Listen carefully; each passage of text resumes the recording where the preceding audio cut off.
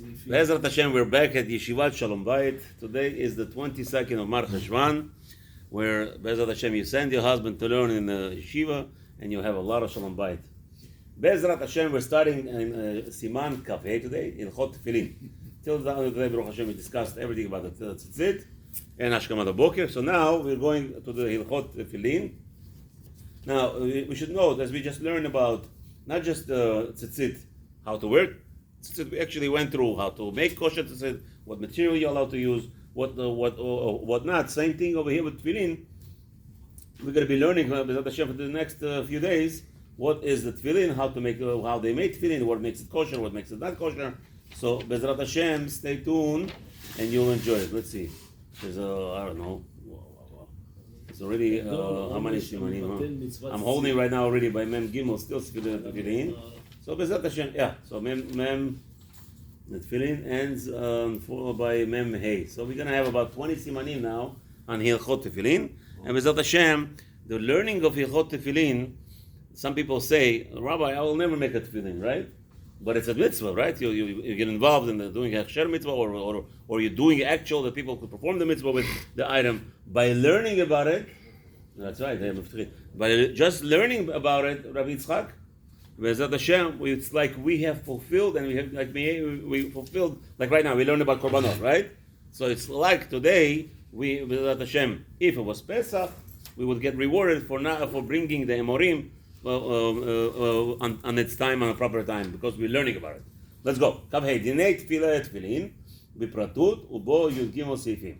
So we have over here details of tefillin, and it's going to be 13 halachot over here. Sif alaf, halacha alaf. Achar shelavash talit metzuyatz, as we already discussed about tefillin. Talit, you already put it on. Yaniach tefillin. So what's the order? What comes first? Talit. Talit. Okay, right? But okay, the purpose why we do that is because we want to go up in the holier steps. However, so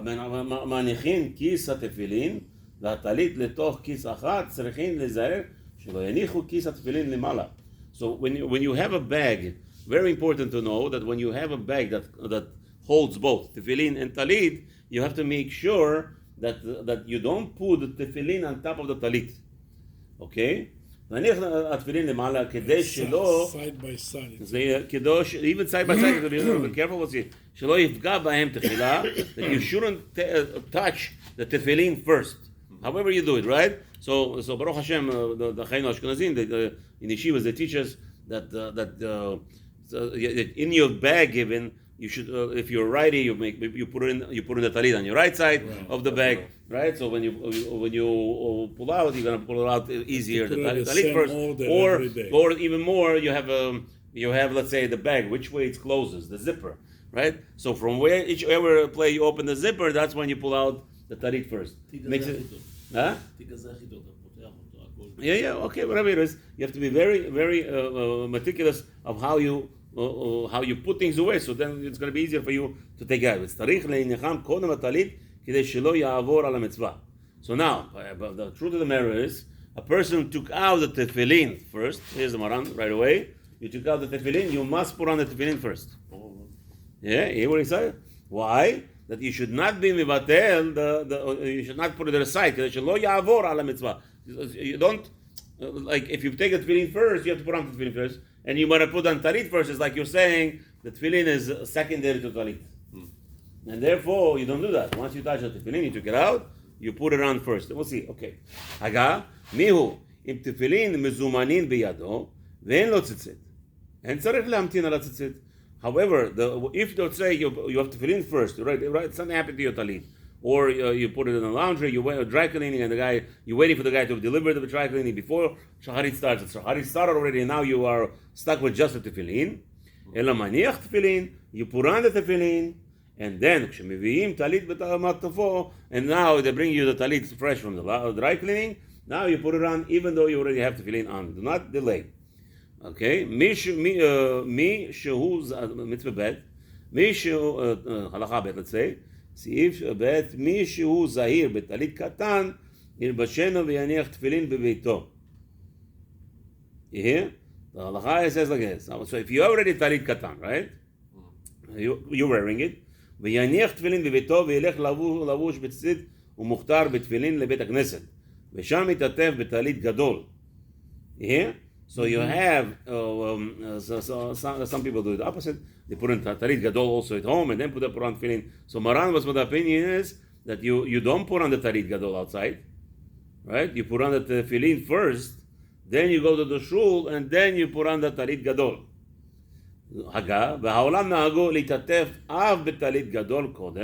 However, most people are accustomed, the Rama says, to put on the talit even at home. And only then they go to Beit HaKnesset. And that's how the Ben Ish Chai also brings it down. You put on the lead first, just like what's the mind of Kamina, where you put on tefillin. Once you told me the order is Malim Bakodesh, you put on tzitzit, then you put on tefillin. Why are you going to change the order over here and differently? But Maran said it. The Mistama, there was a reason. But however, you see that the Ramah doesn't comply. And apparently, according to Ben Ish Chai, also, this is the order, and you don't change the order just because of the difference of the location where you put on the tefillin. Okay, Gimel. Harosh haya mesader habrachot ad oter Israel betifara. So now, we have what? We have Birkot HaShachar, right? We have the Birkot HaShachar. In the olden days, before the Shulchan Aruch, before the Siddur was outlined the way we have it outlined, when we have all the brachot and organized in Birkot HaShachar, in olden days, as Rambam points out, right? Every action you will do, then you make a bracha. Whatever the actions are during the morning when you wake up, you put on the shoes, you make a bracha. You put on the garment, you make a bracha. Right? All those things. When you open your eyes, every pu'ula had its own bracha.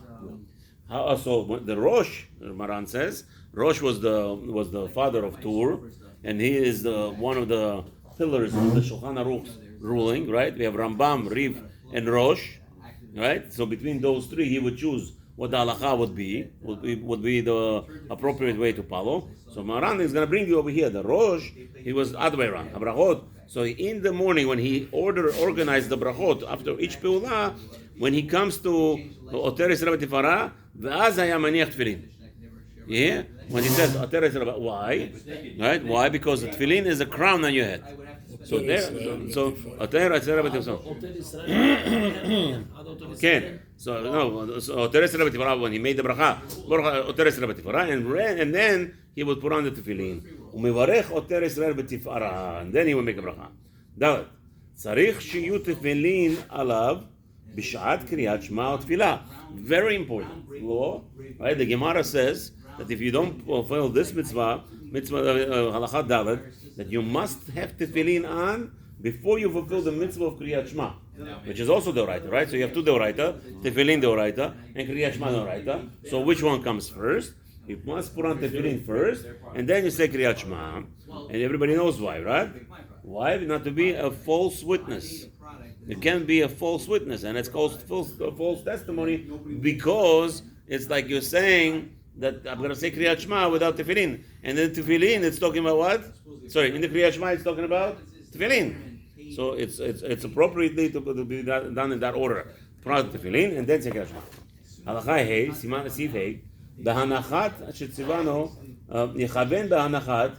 When you put on the tefillin, what intention do you have? What kavanah are you supposed to have? That when you put it on, shetzivano hakadosh baruch hu le'ananiach arba parashiyot elo. You have to have in mind, knowing that there are 4 parashiyot in the tefillin, and hakadosh baruch hu wants you to put those on. Sheyesh bahem yichud shmo v'yitziat Mitzrayim. Again, we have in them the elevation and pointing out that Hashem is by Himself, and glorifying Hashem, and also the glorifying and thanking for the fact of Yetziat Mitzrayim. Ala zroa keneget alev. So you put it onto the arm, right over here, the stretched out arm on the muscle part, which is going to be right opposite the heart. The ala rosh keneget hamoach. So too, you put it on this part over here, on the head, opposite the brain. The brain, I guess the main part of the brain is here, so that's where you put on the tefillin, right over there by the edge, to be opposite the brain. And this putting on the tefillin will remind you of all the miracles that Hashem did with us. Shehem morim al yichudo, for they are those mitzvot that we will remember, will point out and as they say, will glorify His presence. Asher lo hakoach hamemshala, and to Him all the power and the control. Ba'elunim on high, so batachlonim and all that's about below.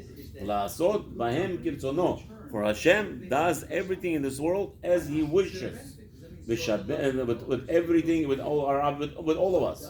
V'shabet la'kadosh baruch hu hanshama shehi b'moach v'gam halev, and the person should make his soul as mishubat, as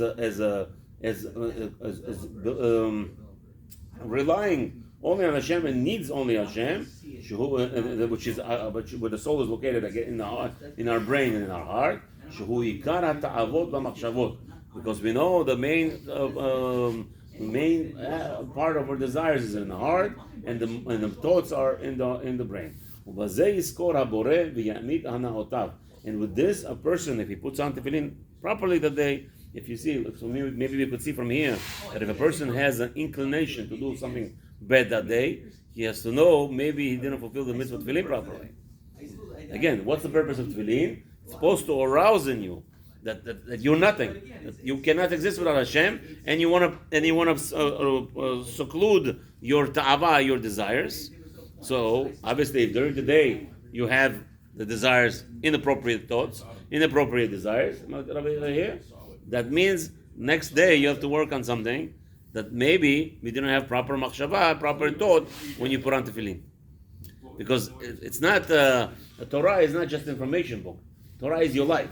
So Maran tells us that Maran tells us that when you put on tefillin, you have to have a machshava that all your thoughts should be pure and all your desires should be pure, and it's supposed to carry you on till the next day you put on tefillin.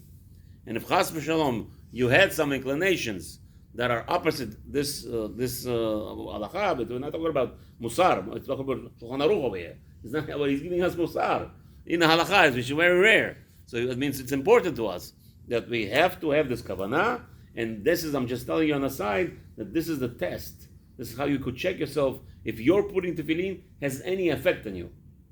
If you, chas v'shalom, had anything yesterday that sounds a little bit against what Shulchan Aruch just now said, so B'ezrat Hashem, work on your tefillin next day, and B'ezrat Hashem, when you get there, 100% you will be protected.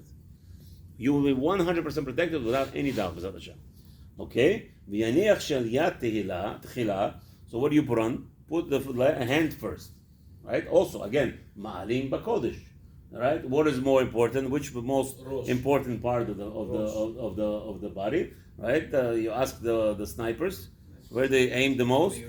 They shoot the head off. Headshots, right? What is that game over there? The sniper? Headshot. You know those crazy games? They're just killing everybody. Headshot is the main thing. So you see, the head is the main thing. So that means so you put on the heart, against the heart first. Then you go up le'aniach, and then you make a bracha. Vivarech le'aniach tefillin, ve'achar kach yaniach shel rosh. Then you put on shel rosh, which elevates. V'lo yivarech ki'im bracha ahad le'ashteim. And when you put on the tefillin, while you're saying the bracha, you have to have in mind, I'm making the bracha for both tefillins. You have to make it in mind that I'm putting it for both. And let's say you didn't have specific intention for both, still you don't make the bracha. One bracha. Okay, it's machloket, you don't want to go into machloket. Well, however, the best thing is to, so now, if you have a chance to l'shem yichud, I don't know, I'm very late sometimes, or whatever it is. Unfortunately, I used to say it, but I promise you, I was much more holier when I used to say it. It makes you holy. Yeah, there's no way around it. So you have to bring it back, I guess. I'll see. You want to become holier, that's what you're supposed to do. Thank you, Rabbi Avodia, for giving me a chizuk. It's important. Say l'shem yichud, so you're not going to have any mistakes.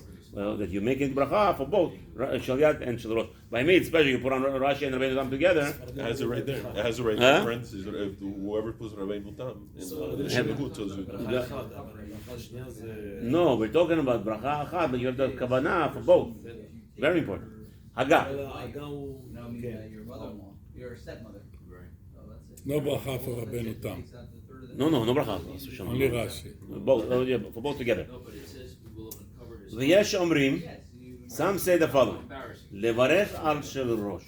So Ashkenazim actually do bracha on the On rosh. the Rosh also. Al mitzvah tefillin. They make a bracha not le'oniach tefillin like we do. They say al mitzvah tefillin. Afilo lo hefsik ben time, even though you didn't speak. By Sfaradim, you make a bracha if you said something in the middle. Then you make a bracha al mitzvah tefillin. However, by Ashkenazim, even you didn't speak. Hashat ha'minchag b'nei Ashkenaz shemarchin shtei brachot, and that's what Ashkenazim do. They make two brachot. וטוב לומר תמיד אחר הברכה השנייה, ברוך שם כבוד מלכותו לעולם ועד, because the Sfaradim are arguing, so therefore after you put on the tefillin, right, you say right away, Baruch Shem Kvod Malchuto Leolam Va'ed, to be mechadeh. Very good question. Bezat Hashem, Ayin Mishnah Brura. He'll discuss that. Second round, second time. When we're going to do the second time, we'll go into Mishnah Brura. Right now we're just doing Bur, Halacha. Hopefully, who knows when we're going to complete this, we're going to go back. Okay? Vav. Im Paga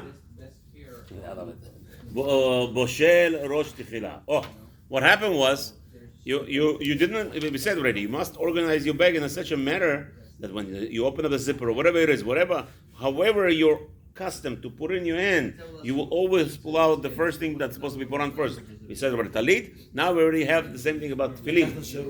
So now, what happened was, so the rabbi says here, you took rosh before you took yad. You know what happened? So Baruch Hashem, you gave somebody to fulfill the mitzvah with yad tefillin, and the guy put it back the opposite, or you were disrupted by somebody in the middle of while you were putting your tefillin away. Now you missed out.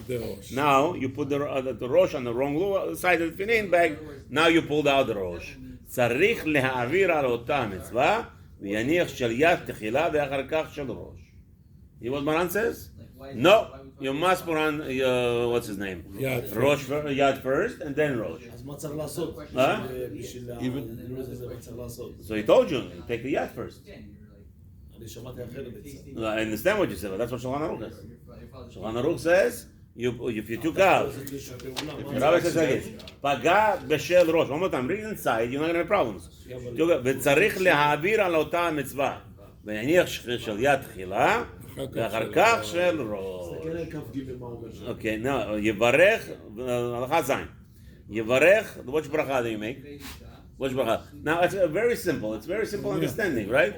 It's very simple understanding why you make a yad and not over the rosh, because you make a bracha le'aniach tefillin, you make an halacha, and the problem would be if you put on a rosh and you make that bracha. Now, how you go down from kedusha, from up to down, you might have to make a new bracha, right? From the on the yad, and again you're going to bigger problems. Right, because you're in the holy on, right? If you put on the rosh first, you're in the holy on. You're already in the elevator. Now you're making bracha on the rosh, right? So the choira, now that you want to go down the step, you might have to make a new bracha. Sounds to me like, I don't know exactly remember why, but this is the rule over here. You So don't basically, make if you accidentally grab shel yad, shel rosh, you still have to put shel yad. shel yad first. So what you do in that case, I would do. I already have a rosh in my hand, so I don't want to. What I do sometimes, I don't want to be mazniach in there. Chas shalom, to put it aside. What do you do? I open it up, put it nicely. I have intention. I'm preparing it. So because there's an inyan after yad, you have to put the rosh right away without any delay. Right? So that's the intention. You put out. Oh, you know what? Let me organize rosh today. Yeah. If you grabbed it by mistake, organize it, prepare it, and then put on the yad, and then this way you have no delay. And it sounds like not that you. Over here, the Maran says, Taka, you should abandon that mitzvah and take the hand first. Yeah. But that's what it's the way that he sounds like. But I'm just giving my suggestion, my 2 cents into the picture. Prepare it. Let's have in mind. I'm preparing it so that I put it on right after the yad. Zayin. Yevarech.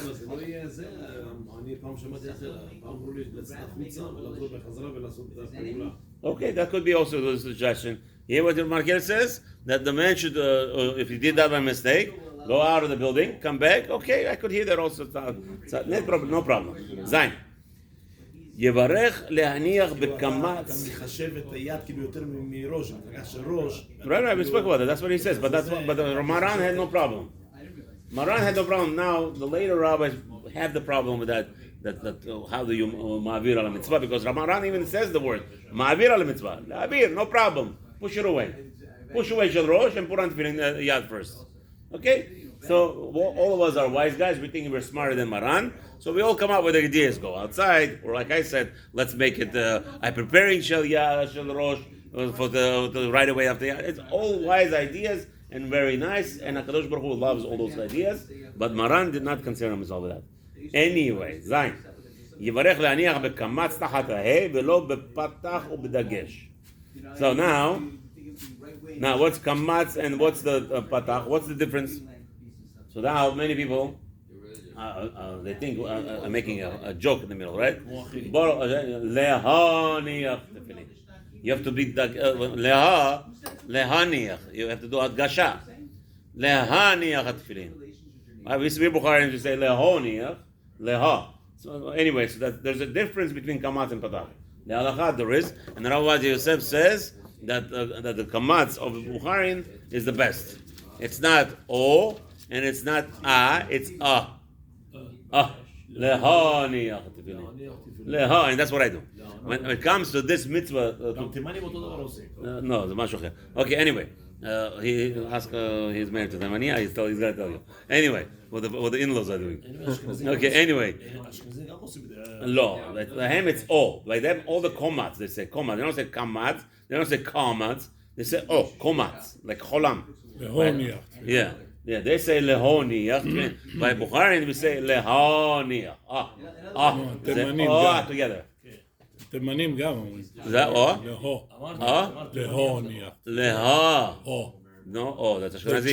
They change it. That's Ashkenazi. That's right. Also, תימנים also. Okay, but we say leha. You hear the difference? O, leho, or leha. Lehoniach tefillin. And you have to do adgasha. And that's how we're going to end today's episode. Both of them are correct. Huh? Both of them are correct. No, it's not. No? Just says the Bukhari is the right. Yeah. Have a wonderful day.